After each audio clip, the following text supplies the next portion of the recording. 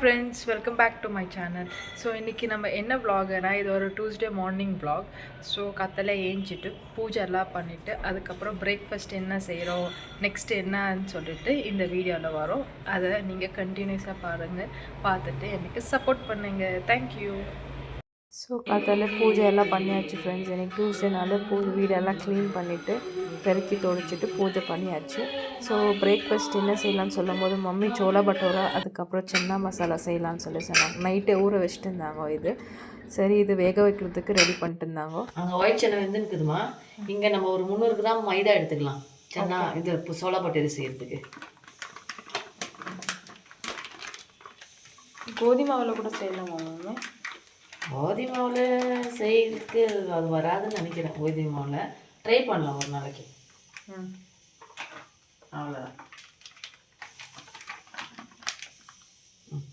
இது ஒரு 300 கிராம் இருக்கும்.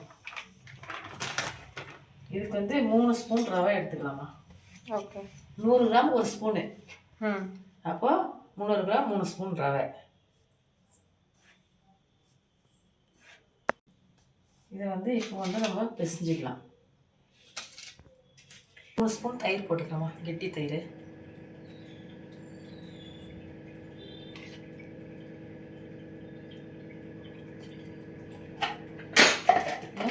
இதில் எண்ணெய் ஊற்றிக்கலாம்.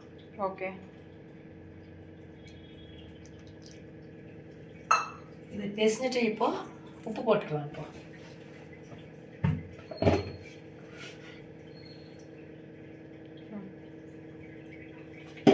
பிசைஞ்சு ஒரு 15 நிமிஷம் ஊற வைக்கலாம். ஓகே. கொஞ்சம் கொஞ்சமாக தண்ணி ஆட் பண்ணி பிசையணுமா?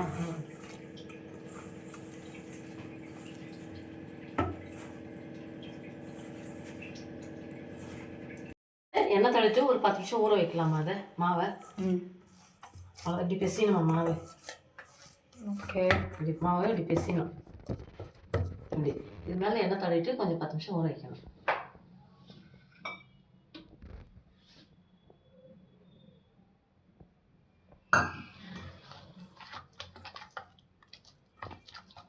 சோக் பண்ணிடணும் அத்தை.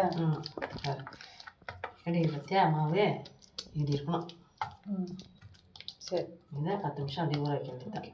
அதுக்குள்ளே சன்னா மசாலா செஞ்சுட்டு வந்துடலாம். அதுக்குள்ளே அதை செஞ்சிடலாம். ஓகே. நம்ம கட் பண்ணிட்டியா மம்மி எல்லாமே? வரத்துக்குள்ள 2 மீடியம் சைஸ் வெங்காயம் பொடியாக கட் பண்ணிட்டேம்மா. 3 பச்சை மிளகா. ஓகே. இந்த தக்காளி மிக்சியில் போட்டு அரைச்சின்னு வந்துடலாம். போயிட்டு எவ்வளோ தக்காளி? 2 தக்காளிம்மா இது. ஓகே சரி. இப்போ மிக்சியில் போட்டு அரைச்சின்னு வந்துடலாம். இப்போ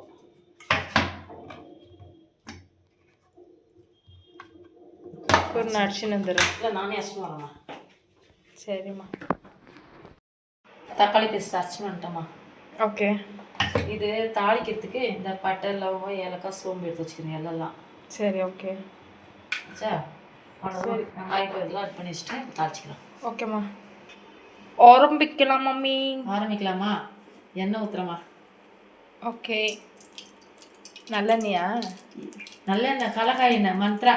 அதுதான் நல்லெண்ணெயான்னு கேட்டேன். அது நல்ல எண்ணெய் அவனுக்கு பாஷை. நல்ல எண்ணெய்னாக்கா எள்ளு எண்ணெய் தான் நல்ல எண்ணெய்னு சொல்லுவாங்க. தெரியவா, சும்மா ஏதோ ட்ரை பண்ண விடாமா. உங்களுக்கு தெரியாதுமா. ஓகே. இதெல்லாம் போட்டுக்கலாமா? ஸ்பைசஸ் எல்லாம் போட்டாச்சு. பட்டை லவங்கம் ஏலக்காய்லாம். பச்சை மிளகா போட்டுக்கலாமா? ஓகே.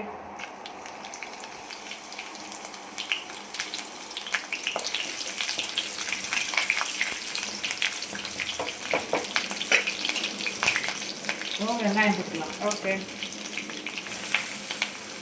பொடியாக கட் பண்ண வெங்காயம்.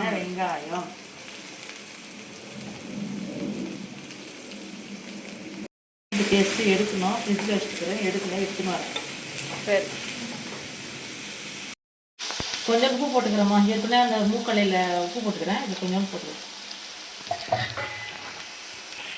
நல்லா வதக்கலாம். அது நல்லா பொடியாக கட் பண்ணணுமா?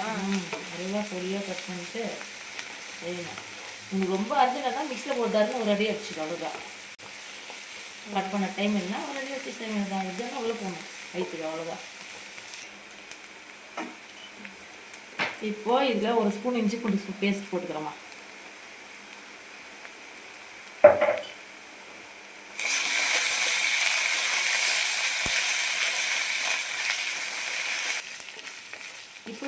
பேஸ்ட் போட்டாச்சு. இது வதங்கிடுச்சு. இப்போ தக்காளி ஊற்றிக்கலாம்.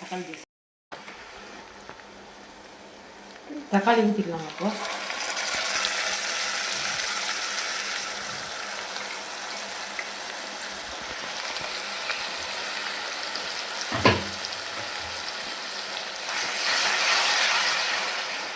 நல்லா வதங்கணுமா?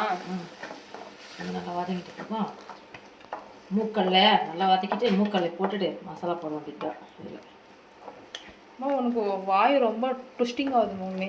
மூக்கல்லையே வதக்கிட்டு நல்லா மூக்கல்ல வதக்கிட்டு மூக்கல்ல போடலாம்னு சொன்னேன். ஐயோ ஃப்ரெண்ட்ஸ், எங்கள் மம்மி இப்படிதான். எனக்கு வயசாயிடுச்சுமா. நீங்கள் ஒரு வீடியோ பார்த்தீங்கன்னா பிரியாணியை அரைச்சிட்டு பூத்திடலாம் எப்போன்னு சொல்லி வயசாயிடுச்சு. உங்களை மாதிரியா? எங்களுக்கு ஆயிடுச்சு 50 வயசுக்கு மேலே ஆகி போச்சுல. கொஞ்சம் வதங்கட்டோமா இது? பாருமா, இப்போ நல்லா வதங்கிச்சு. எண்ணெய் திரும்பி வந்துடுச்சு. இப்போ நம்ம வேக வச்ச சாப்பிட்கலையே நம்ம இதில் போட்டுக்கலாம். சரியா? ஓகே. இந்த வந்துருக்கு பதில்.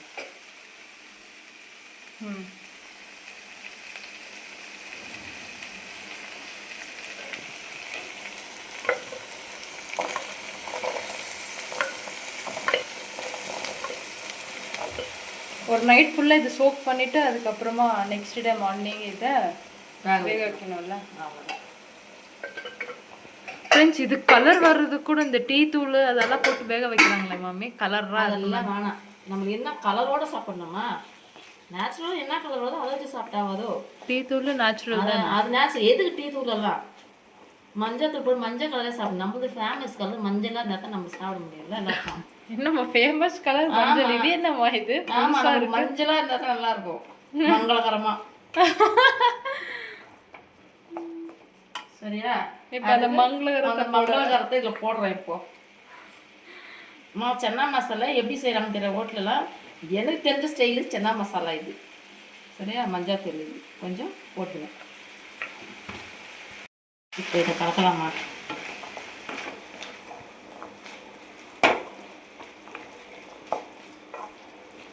என் சமையல் என் ஸ்டைலில் தான் எல்லா சமையலும் செய்வாங்க. நான் அதை இதெல்லாம் பார்க்க மாட்டேன். எனக்கு என்ன தெரியுதோ தான் செய்வேன். ஆனால் ரொம்ப நல்லா இருக்கும் நான் செய்யுது. ஆமாம் ஃப்ரெண்ட்ஸ், வந்து வீட்டில் வந்து சாப்பிட்டு போங்க. நீங்கள் யார் வந்தாலும் வந்து சாப்பிட்டு போங்க வீட்டில். நெக்ஸ்ட்டு இதுக்கு மசாலா போடுறேன். என்னென்ன மசாலா? இது சென்னா மசாலா போடுவேண்ணா. ஓகே. அது பவுடர் தான் வாங்கி வச்சுக்கிறேன் நான். போடுறாங்க. இது கூடவே நமக்கு எதுவுமே கொஞ்சம் காரமாக இருக்கணும். அதனால கொஞ்சம் மிளகாத்தூள் போட்டுக்கிறேன்.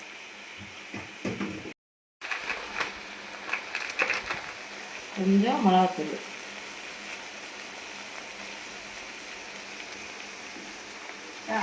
இது கூடவே இது நம்மளுக்கு பழகு தோஷம். தனியாத்தூள் மிளகாத்தூள் போடுறது நம்ம பாரம்பரிய சமையல்ல. அதனால் இது பாரம்பரியமா நம்ம தனியாத்தூள் மிளகாத்தூள் போடுவோம். அதுதான் இது சென்னா மசாலான்றது. எப்படி இருக்கிறது இது ஏன் ஸ்டைலு சென்னா மசாலா. எதுவாக இருந்தாலும் சாப்பிடணும். அவ்வளோதான் நான் செய்யுது. டேஸ்ட்டாக இருக்கும் தானே சொன்னேன். டேஸ்ட்டாக இருக்கும். டேஸ்ட்டில் எந்த கம்மியும் இருக்காது. நீங்கள் ஹோட்டலெல்லாம் சாப்பிட்றத விட இது டேஸ்ட்டாகவே இருக்கும். ஆனால் கலர்ஃபுல்லாக இருக்குமா? அப்புறம் என்ன கலர்ஃபுல்லாக இருக்குதுல்ல. இதில் கொஞ்சம் தண்ணி ஊற்றிக்கணும். இதில் தண்ணி ஊற்றிக்கணும்.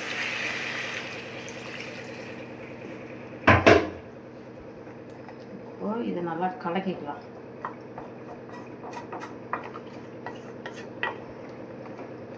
இது கூட கொஞ்சம் சீரகத்தூள் போட்டுக்கிறோமா? ஹோம்மேட் சீரகத்தூள் ஃப்ரெண்ட்ஸ்.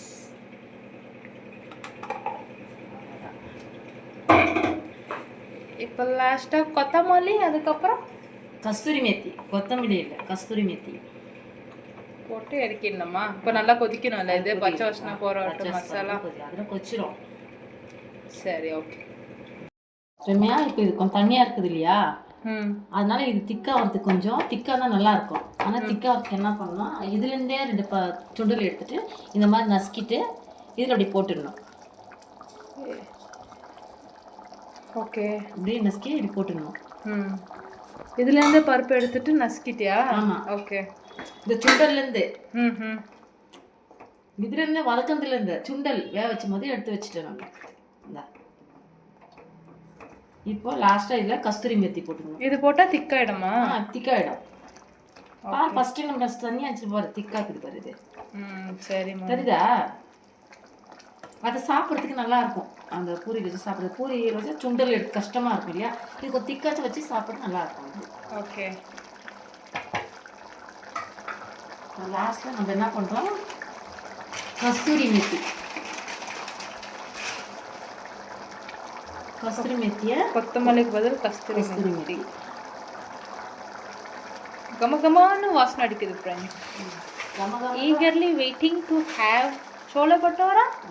அதுக்கப்புறமா சென்னா மசாலா.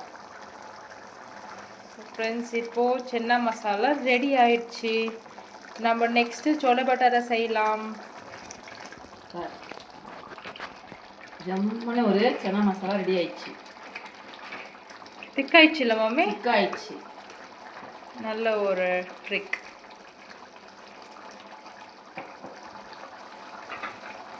சரி ஃப்ரெண்ட்ஸ், இப்போ நம்ம இதை ஆஃப் பண்ணிட்டு இப்போ சோள பட்டோரா செய்ய ஸ்டார்ட் பண்ணலாம். இப்போ சென்னா மசாலா ரெடி ஆயிடுச்சு, மாவு ஊறிடுச்சு.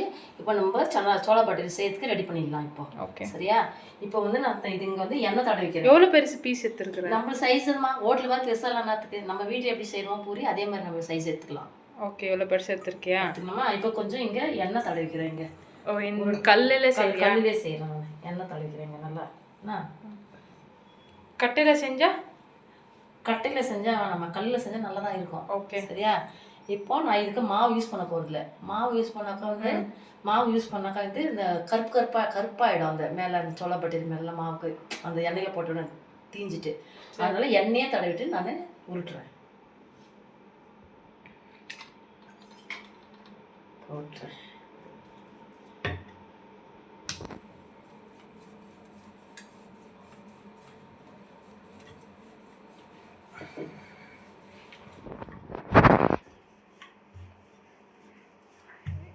இவ்வளோ சைஸ் நம்மளோட கடாய்க்கு ஓகேன்னு நினைக்கிறேன் மம்மி.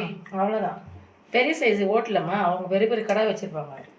நம்ம வந்து சின்ன சின்ன கடாய் வச்சுக்கிறோம்ல, அதனால் போட்டோன்னா சும்மா உப்பி வந்து எனக்கு தட்டில் வச்சு கொடுத்துரு மம்மி, பசிக்குது. பார்த்தியா, பசி வீட்லேயே உங்களுக்கு மட்டும் தான் ஃபஸ்ட்டு பசி எடுக்கும். இப்போ விட்டுட்டேன், எண்ணெயில் போடலாம் நம்ம. ஓகே, எண்ணெய் ஆல்ரெடி காஞ்சிச்சு ஃப்ரெண்ட்ஸ். எண்ணெயில் போட்டாச்சு. நான் உருட்டினேன் ஃப்ரெண்ட்ஸ், பார்ப்போம்.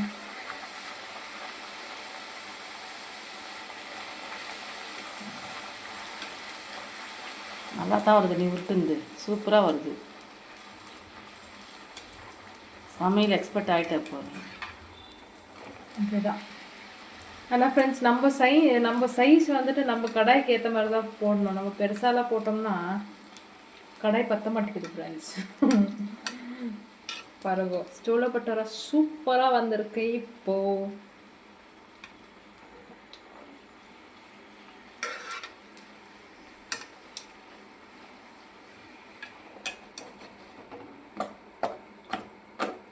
மம்மி எனக்கு வச்சுட்டா.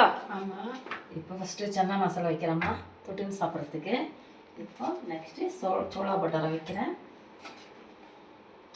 ஓகே, சாப்பிடுமா. இது தொட்டுன்னு சாப்பிட்றதுக்கு ஆனியன் வைக்கிறேன். Okay, thank you. No mention. So வாங்க ஃப்ரெண்ட்ஸ் சாப்பிடலாம். ஃப்ரெண்ட்ஸ், ஃபைனலாக எனக்கு போட்டு கொடுத்துட்டாங்க. இப்போ நம்ம சாப்பிடலாம். டேஸ்ட் பண்ணிட்டு எப்படி இருக்குன்னு சொல்கிறேன். ஸோ ஃப்ரெண்ட்ஸ், இது கூட நம்ம லெமன் கூட சேர்த்துக்கலாம். எங்கள் வீட்டில் லெமன் இல்லை. ஸோ லெமன் பிழிஞ்சிட்டு அதுக்கப்புறம் சாப்பிட்டாலும் நெக்ஸ்ட் லெவலில் இருக்கும் ஃப்ரெண்ட்ஸ். சென்னா மசாலா. ஓ, இப்போ நான் சாப்பிட போகிறேன்.